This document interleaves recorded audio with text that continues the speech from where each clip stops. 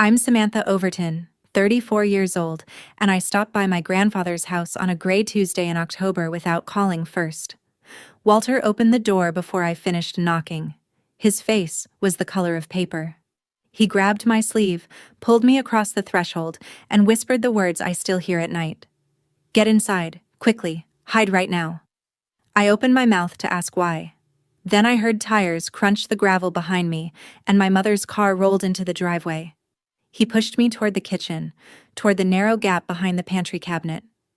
My grandfather didn't look confused. He looked like a man who had been waiting for me. In the next 40 minutes, I heard things that changed how I saw my mother forever, and what I did after that broke my family apart. Welcome back to Calm Drama Stories, where quiet people find their voice, and the truth always finds its way to the table. If stories about family, courage, and standing your ground move you, drop a comment and be sure to subscribe. The gap behind the pantry smelled like cold coffee and old wood. I pressed my back to the wall and made myself small. My heart hit my ribs so hard I was sure they could hear it. The front door opened without a knock. My mother's voice came first, bright and warm in a way I hadn't heard in years. "Dad, it's just us. Don't get up." Footsteps crossed the living room. 2 more people followed her. I recognized Gerald's slow, heavy walk, the man she'd married a little over a year ago. The third set of steps was quick and light. A woman I didn't know, heels clicking on the hardwood my grandfather had laid himself. I heard the couch cushions sigh as someone sat. I heard my grandfather ask, in a thin, wandering voice, whether anyone wanted tea. Nobody answered him. Instead, the strange woman spoke, all business, and set something heavy on the coffee table. Papers. A thick stack of them, the kind that make a soft, expensive slap when they land. "We'll keep this simple, Walter," she said. "Just a few signatures today." My mother made a soothing sound, the one she used to make when I was small and scared, the one that used to mean safety. Now it made my skin crawl. I stayed frozen behind the cabinet, staring at a slice of the kitchen through the crack, and I understood that whatever was about to happen in that living room was not a visit. It was an operation, and my grandfather had known it was coming. That was why he'd hidden me. I just didn't know yet how deep it went. Let me back up, because you need to know who was standing in that room. My mother, Paula, is 57, and my whole life she ran our family like a thermostat. When she was warm, everyone relaxed. When she went cold, we all rearranged ourselves to warm her back up. I learned early that peace cost something, and the price was usually me giving in. I'm a geriatric nurse. I spend my days with people my grandfather's age, reading their charts, catching the small changes families miss. I know what it looks like when someone healthy is treated as if they're already gone. Gerald, her new husband, was 60, a man who wore good shoes and talked about deals that never quite closed. I'd met him maybe 6 times. The woman with the heels I had never seen before. What made my stomach turn wasn't just the papers. It was that 3 weeks earlier my grandfather had stopped calling me on Sundays, the way he had for years, and a bank letter meant for him had shown up forwarded to my mother's address. I'd noticed. I'd actually called the bank to ask why, because that's what you do. They told me they couldn't discuss another person's account with me. I wasn't on it. I had no standing. I remember hanging up and telling myself I was being paranoid, that families forward mail all the time. I wanted to be wrong so badly. Crouched behind that pantry, listening to a stranger tell my grandfather to sign, I finally understood I hadn't been paranoid at all. I'd been early, and I'd let myself be talked out of it. That's the part I still can't forgive. The stranger walked him through it in a flat, practiced voice. She said the papers would let my mother handle things, so Walter wouldn't have to worry. Financial power of attorney, she called it. Once he signed, my mother could manage his accounts, his bills, everything. Then Gerald spoke, and his voice was softer, which somehow made it worse. He said the house was really too much for a man alone. He said there was a lovely place across the county, assisted living, and once the house sold it would pay for the best care. My grandfather made a small, lost sound and asked what would happen to his garden. Nobody answered that either. My mother leaned in, and her voice dropped to the register she uses for hard truths. Dad, we've been over this. You forget things now. This is for your own good. Then she said the thing I will hear until the day I die. He won't remember by Christmas anyway. She said it the way you'd mention rain. Not cruel exactly. Worse than cruel. Certain.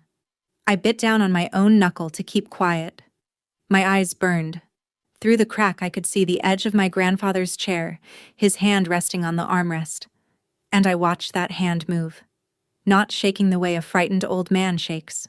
Steady.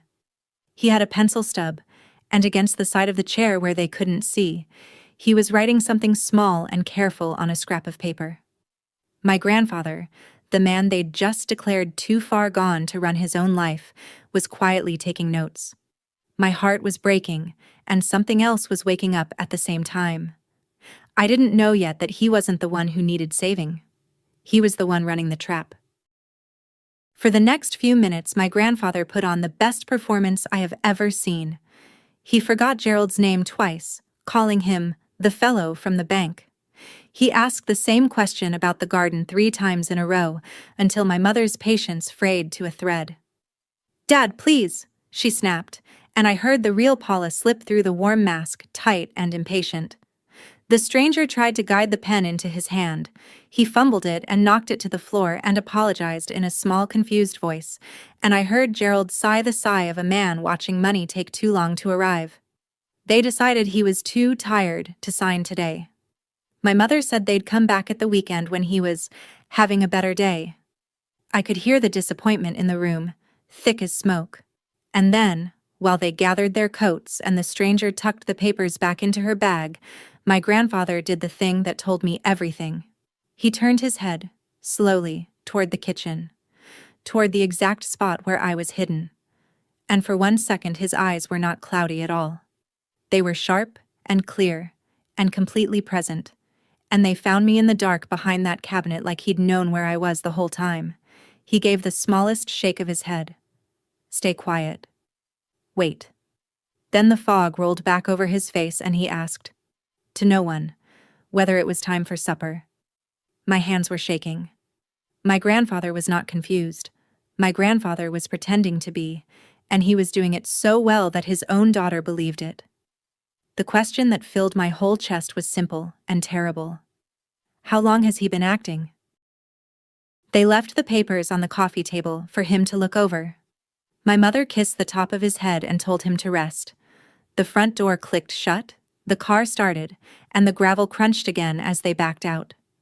I counted to 60 in the dark the way you count during a storm, waiting to be sure. Then my grandfather said, in his own real voice, low and steady, "You can come out now, Sam." I came out on legs that didn't want to hold me. He was standing by the window watching the empty driveway, and when he turned to me he looked 10 years younger and unspeakably tired at the same time. I asked him what was happening. He pulled me into a hug that smelled like cedar and pencil shavings, and he explained it in the plain way he explained everything. Once a small-town accountant, always one. He'd suspected for months that Paula and Gerald were after the house. He'd started playing forgetful so they'd lower their guard and show him the whole plan instead of taking it piece by piece. "If I'd told you your mother was doing this," he said, "you'd have found a reason to doubt me. You needed to hear it yourself." That was why he'd made me hide. Not panic. Strategy. Get inside, quickly. Hide right now. So that his granddaughter, the nurse, the one person who might actually stop this, would be an ear in the wall. Then he reached into his cardigan pocket and pressed the scrap of paper into my hand, the one he'd been writing during the whole terrible meeting. On it, in his neat accountant's hand, was a name and a number. "Start here," he said. "And Sam, your mother has a key to this house. She can come back any time." I sat down at his kitchen table and made him explain the paper. The name was Ruth Delgado, an elder law attorney who'd handled his affairs decades ago, back when my grandmother was alive. The number underneath wasn't a phone number.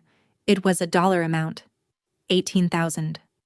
"That's what's gone," he said, "in 3 months." He'd noticed the account balance dropping. Small withdrawals he never made.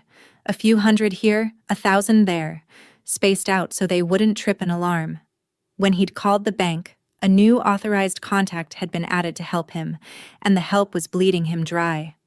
He'd stopped calling me on Sundays because Paula had started dropping by on Sundays, and he didn't want her to know how close he and I still were. Everything I'd half noticed and talked myself out of clicked into a single clear picture. This wasn't a misunderstanding. It was a plan with a timeline. The house he'd built, the retirement he'd saved for 4 decades, the little memorial fund he kept in my grandmother's name, all of it was on the table, and so was his dignity, which to him mattered most of all. He told me he wasn't afraid of dying. He was afraid of being erased while he was still alive, packed off to a facility and voted out of his own life by the people who were supposed to love him. I looked at the papers still sitting on the coffee table, the pen the stranger had left beside them like a dare. I thought about my mother's voice. He won't remember by Christmas anyway. And I made a decision I couldn't take back. "They're not getting this house," I said. He almost smiled. "Then we'd better hurry. She has a key."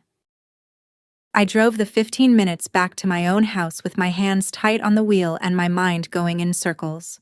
My whole life I had managed my mother by folding. Not because I was weak, but because folding was cheaper than the war. Now the war was here whether I wanted it or not, and the old reflex kept whispering that if I just stayed quiet, kept the peace, none of this would get worse. I knew better. I'd seen this exact story from the other side, at work, in charts and family meetings. I knew that the reflex to keep the peace is exactly what these situations feed on. That night I couldn't sleep, so I did what nurses do. I researched. What I found made my stomach drop. Adult children are the most common perpetrators of elder financial abuse, not strangers on the phone, not scammers overseas, their own kids. Nearly 40% of the cases reported to federal regulators are adult children draining a parent. And a power of attorney, once signed, is brutally hard to undo.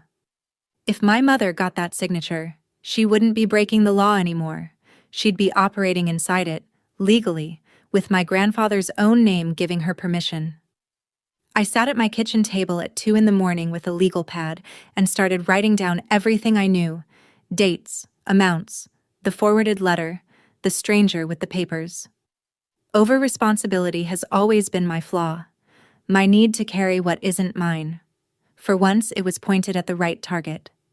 By the time the sky went gray, I had a plan that started with one phone call. I sat in my car outside his house long after they left, part of me still wanting to believe I'd misheard. If you've ever caught someone you love in a lie you can't unhear, you know that silence. Stay with me, because what my grandfather did next changed everything. Comment where you're watching from, and subscribe. Ruth Delgado remembered my grandfather the second I said his name. "Walter Rayburn," she said, warm and quick. "Sharpest man in Belhaven, how is he?" I told her the truth, and the warmth in her voice turned into something harder and more useful. She'd spent 30 years on elder law, and she'd seen this exact machine at work more times than she could count. She laid out the situation for me in plain terms, no comfort padding, which I appreciated. As long as he hadn't signed the power of attorney, we still had a door open. But it was closing. To hold it open, we needed 3 things. First, proof that my grandfather was mentally competent, a real capacity evaluation from a doctor, so no one could claim he didn't know what he was doing. Second, documentation of the money that had already moved, the withdrawals, the added contact, all of it. Third, we could report the whole thing to Adult Protective Services and let the state investigate. "But Samantha," she said, and her voice dropped, "if they've scheduled a signing this weekend, we're talking days, not weeks. Once he signs, everything gets 10 times harder. We'd be fighting to unwind a legal document instead of stopping one." I asked what I could do that would matter most right now. She thought for a second. "You're a nurse," she said. "You know how a capacity evaluation works. Get him one, from someone credible, on the record. That's the wall they can't climb." because their entire plan rests on one lie, that he's not competent. Prove he is, and the plan collapses. I hung up with a to-do list and a countdown. Days, not weeks. And my mother had a key to his front door. Here is where my job stopped being a job and started being a weapon. Not the kind my mother used. She dealt in warmth turned on and off, in guilt, in papers slid across a table to a man she'd told everyone was too foggy to read them. My weapons were different, and that difference is the whole point. She worked in manipulation. I worked in documentation. She wanted my grandfather declared incompetent behind closed doors. I would get him examined in the open, by a doctor whose signature meant something. I called Dr. Hale, a geriatrician I'd worked beside for 6 years, a man so careful he double-checked his own double-checks. I told him what I was seeing. He didn't hesitate. He booked Walter for a full cognitive evaluation that Thursday, 2 days out. Not a favor, not a shortcut, a real exam with real scoring that would stand up anywhere. I explained it to my grandfather over the phone that night, and he was quiet for a moment. Then he said, "Good. Let them say I'm gone. I'll take the test and prove I'm here." That was the shape of it now. My mother's whole scheme leaned on a single claim, that he couldn't understand what he was signing. If a credible doctor put it in writing that he understood everything perfectly, her lie had nowhere to stand. I wasn't going to scream at her. I wasn't going to beg. I was going to build a wall of facts so plain that no amount of warm voice could talk anyone past it. I slept a little better that night. Not much, because I kept thinking about that key, and about how a signing scheduled for the weekend gave us almost no room, and about how people like my mother move faster the moment they sense they're being watched. My mother called me the next morning, and her voice was the warm one. That was the first warning. She only ever got that sweet when she wanted something. "Sweetheart," she said, "I've been meaning to talk to you about your grandfather." She told me he was slipping, that it broke her heart, that she and Gerald were just trying to protect him from himself. She said she'd hate for him to sign a bad contract or get scammed. The irony nearly made me laugh, and underneath the honey I could hear the real question she was fishing for. She wanted to know what I knew. The old me would have rushed to reassure her, to smooth the moment, to make her feel that I was on her side so the call would end without conflict. I felt the reflex rise up in my throat like it always did. I swallowed it. "That's really sad, Mom," I said. "And nothing else?" Flat. Safe. I gave her no thread to pull. There was a small silence on her end, the sound of someone recalculating. Then, casual as anything, she mentioned Grandpa's 80th birthday at the end of the month. "The whole family's coming," she said. "Neighbors, the pastor, everyone. It'll be lovely." She said it lightly, but I heard the weight under it. She was building an audience. Whatever she planned to do, she wanted it done in front of people, so it would look like consensus instead of a robbery. I said the party sounded nice and got off the phone before my voice could give me away. Then I sat very still. She was moving the date, not the weekend anymore, the birthday. She wanted witnesses, and that told me she was more dangerous than I'd feared, because she was thinking about how this would look. Wednesday, I took my grandfather to the bank. He wanted to change his mailing address back to his own house and get a printout of every transaction from the last 6 months. Simple, reasonable things a man is allowed to do with his own money. We sat across from a young banker named Trevor who kept glancing at his screen with a face that got more uncomfortable by the minute. My grandfather asked, politely, why his statements were going to his daughter's address. Trevor said a change had been requested on his behalf. My grandfather asked who authorized adding Gerald as a signer on one of his accounts. Trevor's ears went red. The change had ridden in on a limited authorization Renata had coaxed out of him weeks earlier, under the guise of help with the bills, submitted in person with a notarized signature card that had cleared the bank's process. All technically in order. There it was, the thing I keep trying to make people understand. We did everything right and still hit a wall. My grandfather had caught it, questioned it, come in person to fix it, and it still wasn't a simple undo. Removing an authorized user, disputing the withdrawals, all of it took time and process and, in some cases, both account holders' cooperation, which was exactly the point. The money was still moving through a door someone had propped open with a stamp. Then Trevor said the thing that turned my blood cold. Someone had already called ahead to tell the bank a financial power of attorney naming my mother was coming, any day now, so they'd be ready to honor it the moment it landed. The document itself wasn't signed yet. But the ground had been prepared, every rail laid in advance, so that his signature would be the only thing left to add. I asked Walter quietly if he'd signed anything. He hadn't. They weren't waiting on the bank. They were waiting on him, at the party, surrounded by people. We got the printout. We changed the address back. But I walked out of that bank understanding that the trap wasn't a plan anymore. It was already half built. That night I went looking for the stranger with the heels. It didn't take long. Her name was Renata Poole, and she called herself an elder care consultant, which turned out to mean whatever she needed it to mean. She wasn't a lawyer. She wasn't a licensed social worker. She was a notary who ran a side business, helping families with transitions, and the reviews I found painted a clear picture. She specialized in getting elderly people to sign things fast, before anyone in the family who might object could get in the room. One family wrote that she'd shown up while their father was on pain medication and walked out with a signature an hour later. She worked on commission, a cut of every transition she closed. To Renata, my grandfather wasn't a person. He was a deal. And the more I read, the more I understood what my mother and Gerald had actually assembled. Paula brought the trust, the warm daughter who'd say it was all for Dad's good. Gerald brought the motive and the paperwork. Renata brought the machine that turned an old man's confusion, real or faked, into legally binding ink. 3 people, 3 jobs, 1 target. Then I found the detail that made me put my laptop down and stare at the wall. Renata's online booking page showed a long block held open for the afternoon of my grandfather's birthday. No client name attached, just a signing session on a Saturday she'd otherwise marked as off.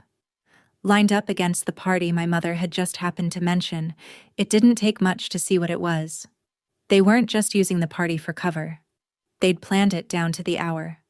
Get him surrounded by loved ones and cake and 80 balloons, make him feel safe and loved, then produce the papers in front of everyone so that when he signed, half the town would swear he'd done it happily, of his own free will. It was smart. It was patient. It was the coldest thing I've ever seen. Thursday came. I drove my grandfather to Dr. Hale's office, and I sat in the waiting room while a careful man asked careful questions for the better part of 2 hours. When they came out, Dr. Hale looked at me over his glasses and said, plainly, that Walter was one of the sharpest 80-year-olds he'd examined in years, fully oriented.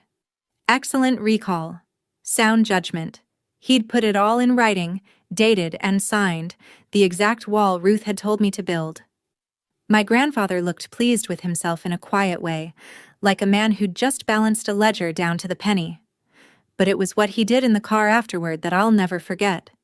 He reached into a canvas bag he'd brought and set an old tin box on my lap, the kind that once held holiday cookies, the lid gone soft with decades of opening. It had been my grandmother's. "It's time you had this," he said. I asked what was inside.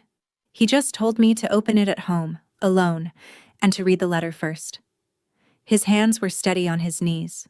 His voice was steady too. But his eyes were shining, and I realized this quiet, competent man had been carrying something heavy for a very long time, and had finally decided to set part of it down.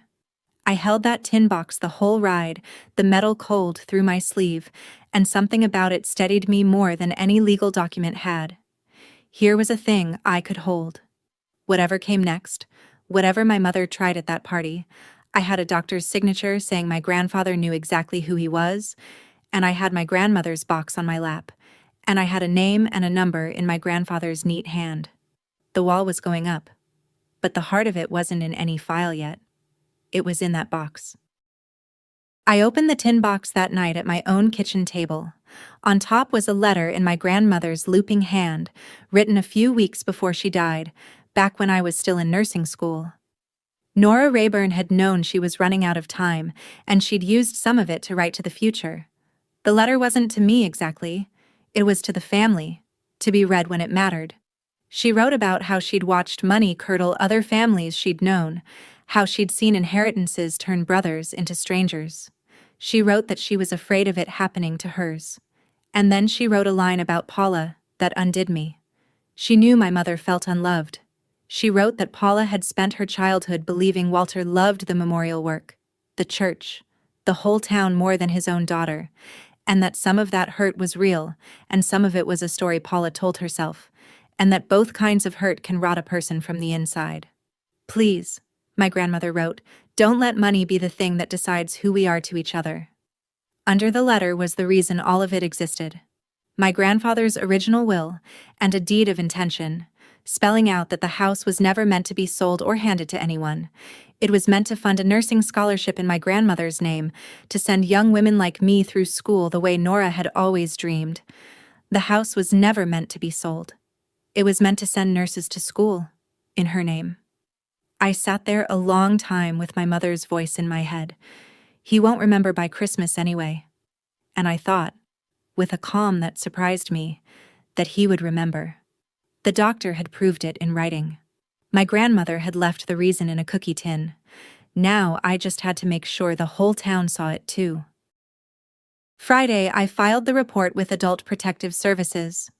I sat with the intake worker and laid it out cleanly, the way I'd chart a patient. The forwarded mail, the $18,000 in withdrawals, with the printout to back it, the added authorized user, the pending power of attorney application, Renata Poole and her commission and her booked appointment on his birthday, the doctor's capacity evaluation proving he was competent. I didn't editorialize. I didn't call my mother names.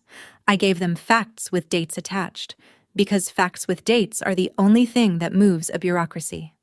I also called the National Elder Fraud Hotline for guidance, and a patient voice walked me through what to expect and what my grandfather's rights were, including the fact that anyone acting as his agent could be legally required to account for every dollar in writing. I was doing all of this myself, one call at a time, one form at a time. No one was handing me a victory. I was building it with my own hands, late at night, between shifts. The caseworker took it seriously.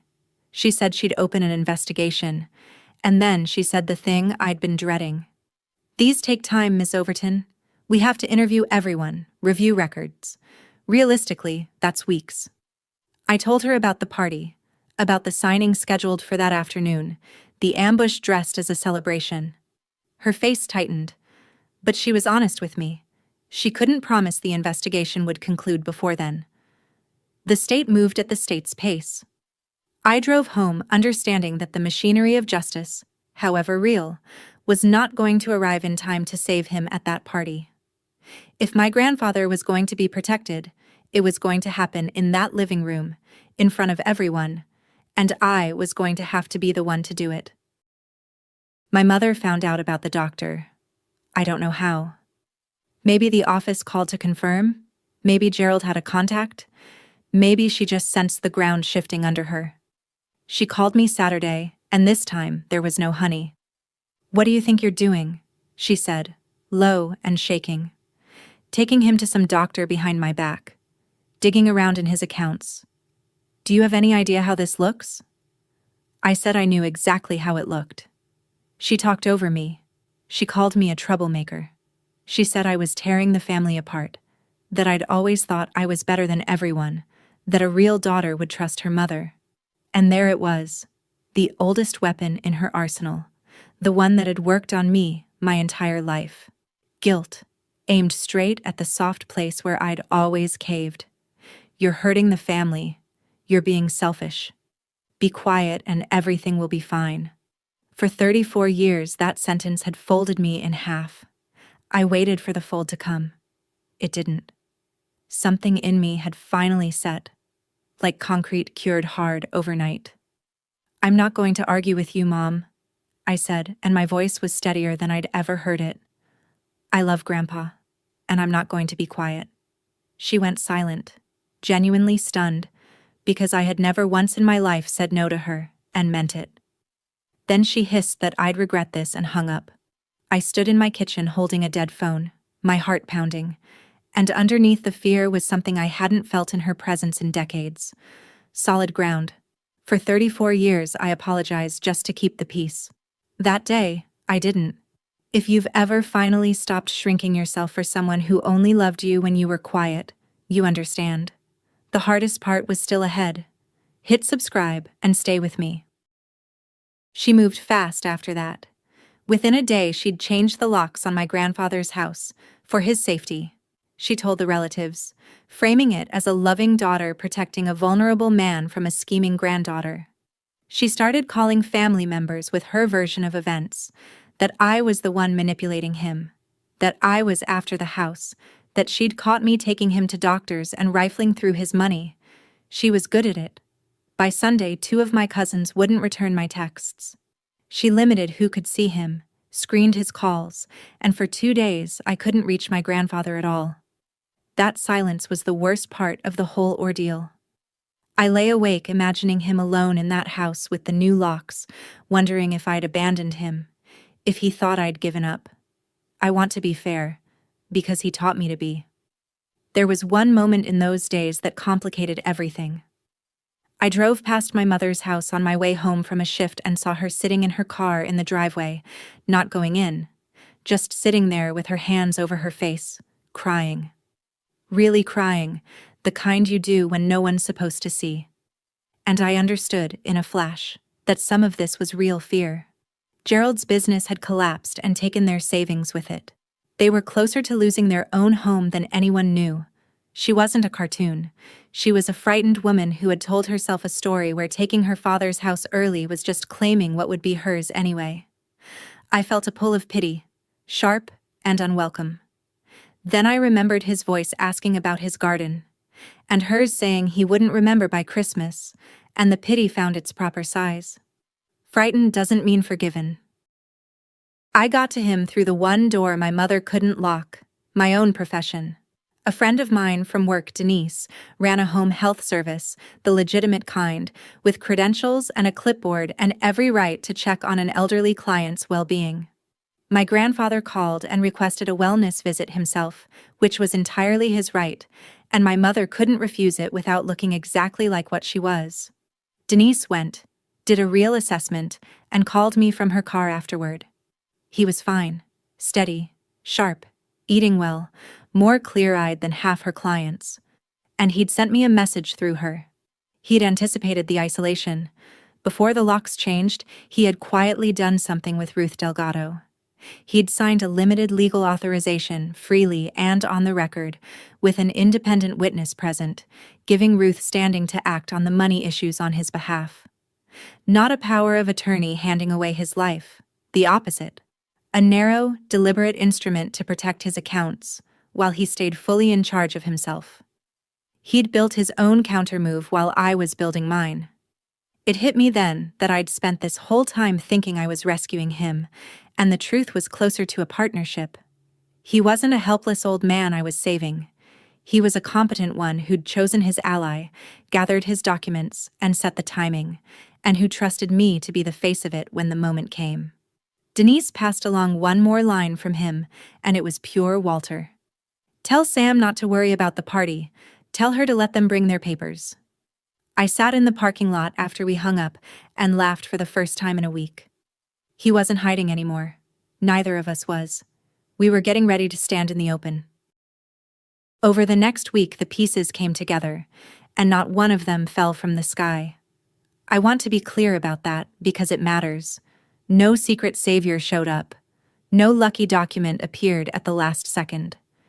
Everyone who stood with my grandfather in the end was someone one of us had gone out and found, on purpose, with effort. Ruth, the attorney, ready with the paper trail and the authority he'd granted her.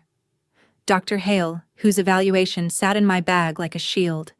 The APS caseworker, whose open investigation gave the whole thing weight even if it wouldn't conclude in time. Denise, who could speak to his actual condition as a professional. I met with Ruth to plan, and she gave me the single most important piece of advice I got through the whole ordeal. "You can't just accuse your mother," she said. "If you stand up and call her a thief, it's your word against hers, daughter against mother, and half that room will look away. You have to let her show them herself. Let her produce the papers. Let her make her pitch. Then, when she's committed, in front of everyone, you put the truth on the table. Facts, not feelings. Documents, not shouting." It was the asymmetry again, laid out like a map. My mother's power was performance, so we would let her perform, all the way to the edge, and then we would answer performance with proof. I asked Ruth if she'd come to the party. She smiled. I wouldn't miss it. That night I called my grandfather, and for the first time since the whole thing started I heard him laugh, a real one. "Let them light the candles," he said. "Let them sing. And then, Sam, let's blow the whole thing out." We had 6 days. I spent those 6 days assembling a folder. Not a dramatic thing, just a plain, manila folder. But I built it the way I'd build a case for a patient in a family meeting where the stakes were someone's whole life. On top, Dr. Hale's capacity evaluation, dated, signed, unambiguous. Behind it, the bank printout with the $18,000 in withdrawals highlighted, and the record of Gerald being added as an authorized user. Behind that, the confirmation that Adult Protective Services had opened an investigation. Then the documentation on Renata Poole, her lack of any real license, her commission structure, her booked appointment on the birthday. And at the very back, the two things that mattered most: my grandmother's letter and the original will with its deed of intention, the house pledged to a nursing scholarship in Nora's name. I thought hard about whether to record anything at the party, and I decided against it. It would have been the easy move, hiding a phone, catching my mother saying something ugly, but it would also have made me small, made this about a gotcha instead of the truth. My grandfather had chosen the honest road at every step, playing forgetful only to expose a real crime, never faking evidence, only revealing what was already true. I'd do the same. Everything in that folder was real, obtained the right way, able to stand in any room and any court. That was the whole difference between us and them. They dealt in what things looked like. We dealt in what things were. The night before the party, I laid it all out on my bed and checked it twice, the way I check a medication order, because being right isn't enough if you're sloppy. Then I put on the calm I use at the worst bedsides. Say the truth clearly. Say it once. Let it land. 2 days out, I learned the rest of their plan, because Renata Poole was careless with her scheduling, and my cousin, the one who'd finally answered my texts, told me what my mother had been saying at the family group chat I'd been quietly removed from. The choreography was uglier than I'd imagined. At the party, after the cake, my mother would gather everyone and give a little speech about how hard this was for her, how much she loved her father, how his memory was failing and someone had to step in. Then, gently, lovingly, in front of the pastor and the neighbors and the whole family, she'd invite him to sign the power of attorney for transparency, so everyone can see it's his choice. Renata would be standing by with the pen. The audience wasn't an accident. It was the whole strategy. If 40 people watched a sweet daughter help her confused father sign a paper, then later, if anyone questioned it, 40 people would say it looked perfectly loving. She was manufacturing witnesses to her own crime. My cousin also told me, voice low, that they'd invited the pastor specifically, and a couple of Walter's oldest neighbors, people whose word carried weight in Belhaven. My mother had thought about optics down to the guest list. I hung up and sat with it, and instead of fear, I felt something clarify. She'd built a room full of witnesses to bless her. Fine. A room full of witnesses cuts both ways. She was about to make her case in front of the exact people who most needed to hear the truth, with a pastor present to see it, with neighbors who'd remember. She thought she'd loaded the room in her favor. She'd actually just gathered my jury. The night before the party, I talked to my grandfather for a long time. He was calm in the way that steadied me. We went over what would happen, who would say what, when I'd open the folder. He told me not to be nervous, that the hardest part, the deciding, was already behind us. Then he said something that connected the whole thing back to the beginning, to the day he'd pulled me through his door. "You remember what I told you," he said. "Get inside, hide, right now." I said I'd never forget it. "That was the last time you'll ever need to hide from your mother," he said. "Tomorrow you don't hide. Tomorrow you stand right where everyone can see you." I had to press the phone hard against my ear so he wouldn't hear me get choked up. Then he told me one more thing, and it made me nervous and awed at the same time. He was going to play the fog one final time. When my mother started her speech, when Renata brought out the papers, he was going to sit there looking confused and small, the perfect helpless father, and let Paula commit all the way, let her say every damning thing in front of every guest, before he dropped the act. "I need her to show them who she is before she finds out who I am," he said. It was a risk. If anything went wrong in that window, if he slipped or someone rushed the signing, we could lose. But it was his call, his life, his house, and he'd earned the right to end it his way.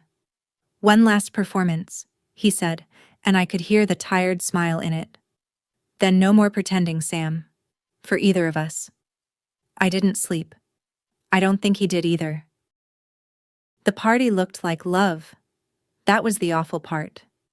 When I walked into my grandfather's house that afternoon, the locks changed so my own key didn't work, and I had to be let in like a guest. It was warm and bright and full of people. Someone had strung 80 gold balloons across the living room. There was a sheet cake with his name in blue frosting, a table of casseroles, neighbors laughing, the pastor shaking hands, and in the middle of it, my mother, radiant, playing the role of her life, the devoted daughter. She moved through the room touching arms, accepting sympathy, murmuring about how hard it was to watch her father decline, but how blessed she was to care for him. It was a performance so smooth it turned my stomach, because I could see now what it was for. This warmth, this crowd, this whole loving scene, was the set. The status she'd always wanted wasn't really the house or even the money. It was this, the image, the good daughter, admired by the whole town for shouldering the sad burden of a failing father. Gerald stood by the wall with a drink he wasn't drinking, watching the door. And near the hallway, out of the flow of guests, stood Renata Poole in a good blazer with a slim leather folio under her arm, waiting for her cue. My grandfather sat in his chair by the window, small and vague, letting a neighbor pat his hand. He didn't look at me. He was already deep in the fog, playing his part. I found a spot near the fireplace with my plain manila folder held against my side, and I made myself breathe. Then my mother picked up a fork, tapped it against her wine glass, and the room began to quiet.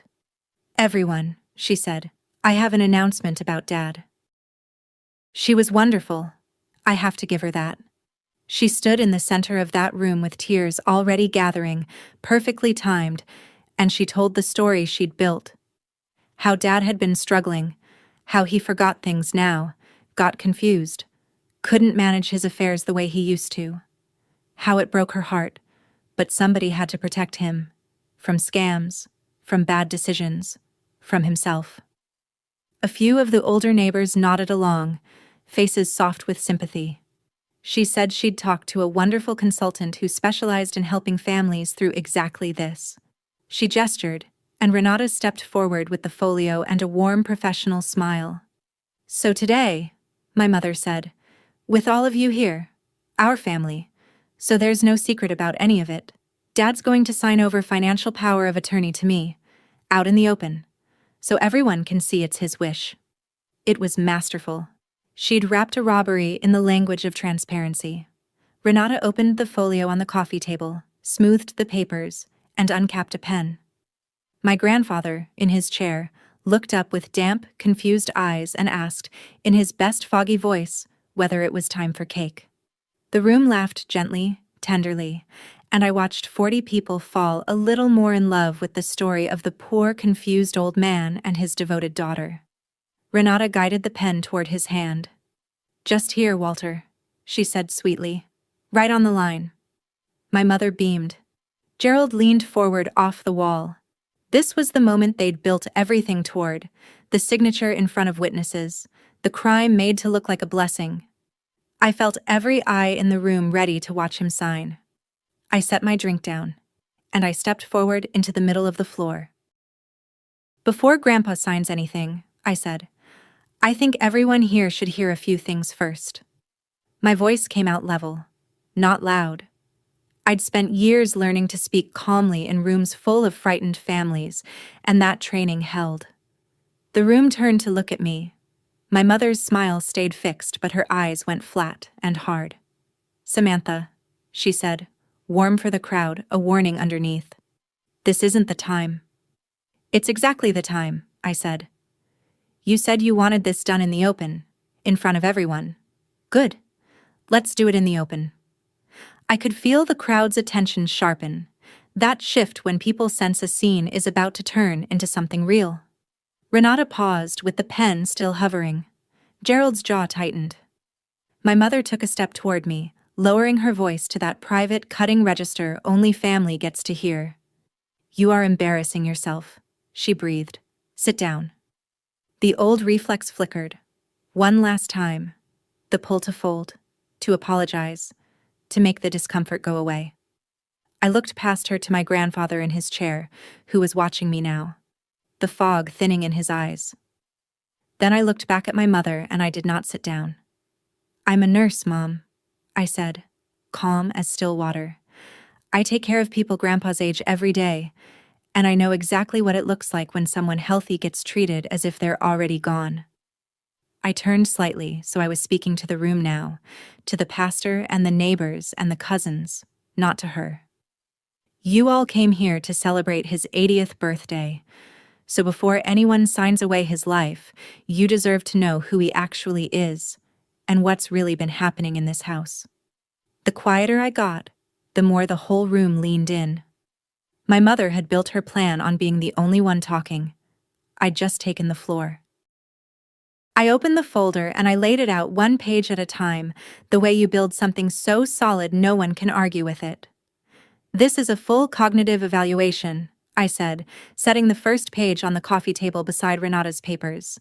"Done 3 days ago by Dr. Hale, a geriatric specialist. It says my grandfather is completely competent, sharp memory, sound judgment, fully capable of managing his own affairs." A murmur moved through the room. My mother's story had rested on one claim, and I'd just put a doctor's signature through the heart of it. "This," I said, laying down the next page, "is his bank record from the last 3 months. $18,000 in withdrawals he never made. And here, the paperwork adding Gerald as an authorized user on his account, notarized by that woman." I nodded at Renata, who had gone very still. "This is a letter from Adult Protective Services confirming they've opened an investigation into the financial abuse of Walter Rayburn." The word abuse landed on the room like a dropped plate. The pastor straightened. 2 neighbors exchanged a look. "And this woman with the pen," I went on evenly, "is Renata Poole. She's not a lawyer. She's not a social worker. She's a notary who gets paid a commission for every elderly person she gets to sign papers, fast, before their families can object.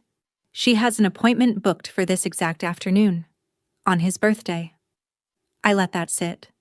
I didn't raise my voice once. I didn't call my mother a thief. I just kept putting true things on the table, one after another, until the warm story she'd told fell apart in front of the very witnesses she'd gathered to bless it. Renata slowly capped her pen and slid the folio off the table. The neighbors weren't looking at the confused old man anymore. They were looking at my mother. And my mother had started to breathe fast. Renata tried to save herself first, the way people do when the deal goes bad. "Everything I do is completely legal," she said, straightening her blazer, reaching for professional calm. "The family requested my services. There's nothing legal about rushing a competent man into signing away his assets," said a new voice from the doorway. Ruth Delgado stepped into the room, gray-haired and unhurried, and every lawyer instinct in her filled the space. "I'm Mr. Rayburn's attorney. He granted me limited authority 2 weeks ago, freely, with a witness, while fully competent, precisely because he knew this was coming. Ms. Poole, you may want to speak to your own lawyer before you say another word. Renata's mouth closed. She picked up her folio, and without another sound, she left. That's the thing about people who treat lives like transactions. The second the transaction turns dangerous, they're gone. Then everyone looked at Gerald. He was still by the wall, but the confidence had drained out of him, leaving something small and cornered. The 18,000 went into an account you're on, Gerald, I said quietly. Your business closed in the spring. You're behind on your own house. I wasn't guessing. It was all in the folder. He opened his mouth, found nothing in it, and shut it again. In the space of 5 minutes, the whole apparatus my mother had built, the consultant, the money man, the machine, had folded and gone quiet, because none of it could survive daylight. That was always the difference. Their entire plan needed the dark, needed the confusion, needed no one to look too closely. The moment the truth was on the table in front of witnesses, it collapsed under its own weight. Only my mother was left standing in the center of the room, and the whole town was watching her now. Then my grandfather stood up. He did it slowly, but not the way a frail man stands. He rose the way a judge rises, and when he was on his feet, the fog was gone from his face completely, and every person in that room saw the difference at once. The confused old man they'd been pitying for the last 20 minutes had vanished, and in his place was Walter Rayburn, 40 years the town's accountant, sharp as the day he'd retired. I'd like to say something at my own party, he said, and his voice carried without rising. The room went utterly silent.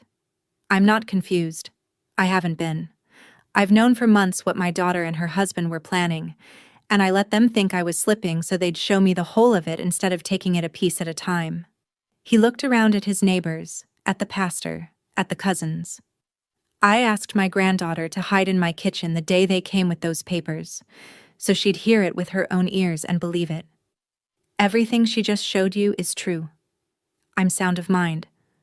Dr. Hale will confirm it, and nothing gets signed in this house today. A neighbor let out a breath that was almost a laugh, the sound of relief and astonishment together. My grandfather turned to me, and just for a second the accountant softened into the grandfather who used to save me the corner pieces of the cake. Then he looked at his daughter. I stepped up beside him, calm as I'd promised myself I'd stay, and I said the only thing that needed saying to the woman who'd started all of this. No one signs anything today, Mom. It's over. That was when my mother broke. All the warmth, all the careful performance, all the loving daughter polish she'd spent weeks applying cracked and fell away, and what came out was raw and loud and ugly. You have no idea what I've given up for this family, she shouted, and heads jerked back all over the room. 40 years I stood in his shadow while he poured everything into that memorial, into her, into strangers, and I got nothing, nothing. She jabbed a finger at my grandfather, then at me. And now you all stand here judging me, when I'm the only one who ever... Her voice climbed and cracked. You're all against me. It was the exact inversion the whole thing had been building toward, and I felt it land. The villain of the room was no longer a confused old man being robbed. It was a shouting woman, red-faced, spitting blame at her own father on his 80th birthday, in front of the pastor she'd invited to lend her credibility. The louder she got, the smaller she became. And I stayed quiet. I want you to understand that I didn't shout back.